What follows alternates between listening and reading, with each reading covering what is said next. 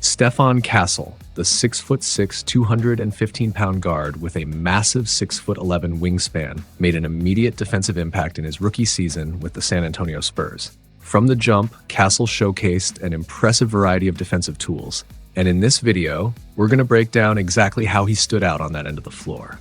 To put his rookie campaign into perspective, Castle allowed fewer points per possession in ISOs than some of the league's premier defenders.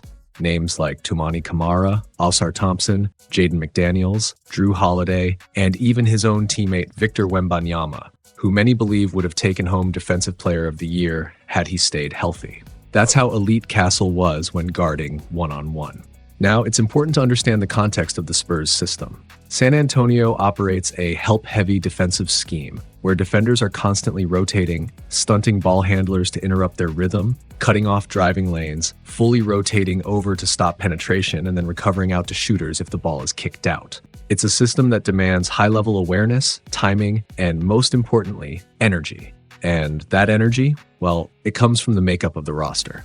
The Spurs are built around a young, athletic core, players who thrive on constant activity and intense effort. That's what makes this scheme work. Earlier this season, I actually broke down Sochan's impact on the defensive end and how, statistically, he's quietly been one of the best defenders in the league. If you haven't seen that video yet, be sure to click the link in the top right corner to check it out. But today's video is all about breaking down the game of a rookie who might just be on the path to becoming the next guard to win Defensive Player of the Year, following in the footsteps of elite guard defenders like Gary Payton and Marcus Smart. Just like those players, Castle thrives on the defensive end, especially when it comes to guarding the opposing team's best perimeter threat. What makes Castle special is his incredible footwork and defensive discipline. On most nights, he's matched up against elite offensive guards, yet he consistently manages to hold his ground. He doesn't give up easy driving lanes, using his lateral quickness to stay in front of his man, forcing them into tough decisions, whether that's picking up their dribble, resetting the possession, or passing out altogether. Take this possession, for example. Castle is matched up against Donovan Mitchell, a player who ranked in the top 2% in the league for both total drives and points off drives this season. Watch how Castle completely stonewalls Mitchell's initial attempt to drive, forcing Mitchell to retreat, reset, and go at him again. This time he does get a step, but Castle recovers instantly, using his speed and timing to contest the shot perfectly and force the miss. Castle's defensive ability goes beyond just stopping the first move. Even when he does get beaten off the dribble, his recovery speed is elite. He's able to get back into the play, contest the shot, and in some cases even block it. But perhaps the most underrated part of his one-on-one defense is how disciplined he is, especially for a rookie. While many elite defenders struggle with avoiding fouls on drives, Castle stands out. Players who isolated against him this season drew fouls on just 14.1% of those possessions. That's only 1 to 2 fouls every 10 ISO plays. To put that into perspective, opponents drew fouls more frequently when going one-on-one against defensive standouts like Jrue Holiday, DeAndre Hunter, Derek White, and Ausar Thompson. A big part of that low foul rate comes from Castle's body control. He uses his chest to absorb contact rather than reaching in or using his hands to defend, something that even veteran defenders can struggle with. And when the ball handler stops their dribble after failing to get past him, Castle stays composed. He doesn't bite on pump fakes, showing impressive poise and awareness. That's a high-level understanding of on-ball defense, and especially rare for a rookie.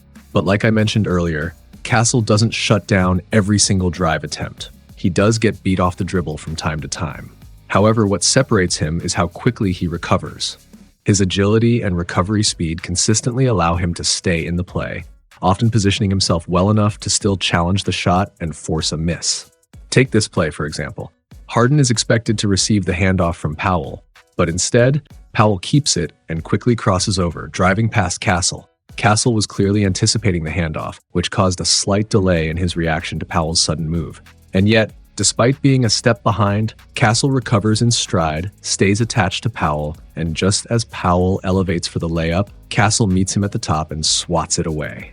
That's a prime example of his discipline, body control, and ability to contest without fouling. Speaking of discipline, although Castle is generally excellent at absorbing contact with his sturdy 215-pound frame and avoiding unnecessary reach-ins, there are moments when he does swipe at the ball. but he picks his spots smartly. He typically waits until the ball handler gathers, right when they're shifting focus from protecting the ball to finishing the shot. That's the window where the ball is most exposed. Now watch this next possession. Harden, one of the best in the league at baiting fouls, is attacking Castle off the dribble, but Castle stays poised, hands up the entire time, clearly showing the officials he's not reaching. Only when Harden gathers the ball for the layup does Castle reach in, cleanly going for the strip without making contact. It's subtle, but it's a showcase of excellent timing and awareness. These kinds of attributes, his recovery speed, his calculated reads, don't always show up in the box score, but they highlight just how complete Castle's defensive game really is. His understanding of when to go for a steal and, just as importantly, when not to, has been exceptional. This season, Castle ranks in the top 30% league-wide in turnover frequency when guarding drives, sitting at an impressive 12.5%. That's a better mark than Lu Dort, Jrue Holiday, OG Anunoby, Amin Thompson, and even his own teammate, Jeremy Sochan. And no, this isn't one of those misleading small sample stats. Castle's been consistently generating steals all season long, 74 in total, putting him in the top 10% for most steals across the league. What makes that even more impressive is how he's getting them. It's not just on-ball pressure. Castle has also been a force as a help defender. One of his signature moves, what I call the blindside steal. Take this play for example. Klay Thompson sets a standard ghost screen and flares out to catch a pass from Najee Marshall. Barnes has Klay well covered, and there's no real need for Castle to help Barnes in this situation. But Castle recognizes a potential steal opportunity. He shades off his man and anticipates the pass, going for the steal. Now, it's a risk. If Klay had seen Castle creeping in, he could have secured the ball and quickly kicked it to Dinwiddie, who's now left wide open beyond the arc due to Castle's gamble. But here's why it works. Castle times it perfectly and attacks from Klay's blind side. Unless a teammate instantly alerts Klay, he has no way of seeing it coming, and more often than not, Castle pulls it off. This aggressive, high IQ help defense turns a potentially dangerous situation into an easy 2 points for Castle's squad. That's the kind of defensive instinct you just can't teach.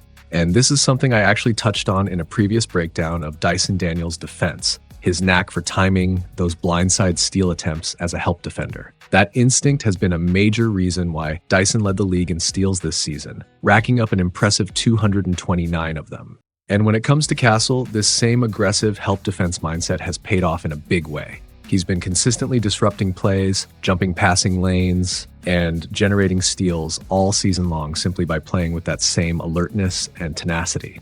But Castle's defensive impact doesn't stop there. I could go on and on about other aspects of his game too, from how he holds his own in the post against much bigger players to the way he effortlessly navigates screens in pick and roll coverage. And that's not even touching on what he brings on the offensive end.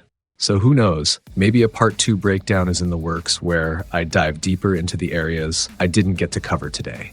But for now, thanks so much for tuning in. As always, I appreciate your support, and I can't wait to break down more film with you next time. Here's Castle in transition with the two-hand mammoth hammer.